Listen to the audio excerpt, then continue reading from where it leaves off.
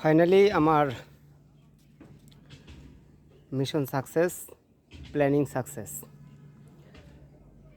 সেটা হচ্ছে টিনের ঘরের চালে টয়লেট গোসলখানা যাদের টিন সেট করা, টিনের ঘরের চালে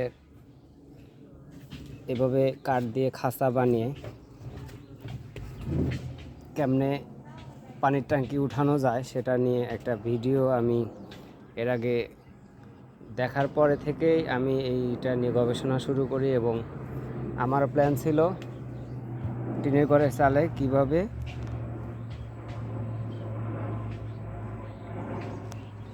এই অবস্থায় 500 লিটার ট্যাঙ্কি উঠানো যায়। তো আমিও দেখলাম, পরে মিলে গিয়ে কাঠ নিয়ে এসে ফাইনালি করলাম। তো 3 দিন আগে যদিও কাজ হয়েছে, কালকে আমি বিজি ছিলাম যার কারণে কোনো ভিডিও দিতে পারিনি। আজকে সেটা দেওয়ার চেষ্টা করছি। আমার কাঠের টোটাল খরচ হচ্ছে 1300 টাকা, গাড়ি ভাড়া সহ সব মিলে। আর মিস্ত্রি ফ্রেন্ড ওই 2টা তার কাটা উনি মেরে দিচ্ছে, সমস্যা নেই। এটা যদি আমি টাঙ্কি খুঁটি বানিয়ে করতে যাইতাম তাহলে আমার 10,000 টাকার মতো খরচ চাইতো। তো আমি আমার পানি ফুল লোড করেছিলাম, পানি এখন কমে আসছে।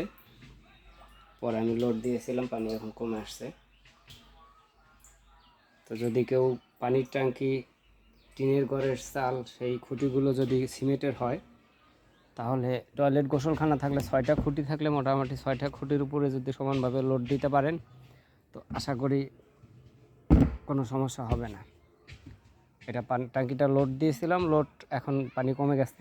পানি ইউজ করা হয়েছে গতকাল সারাদিন, আজকে সহ।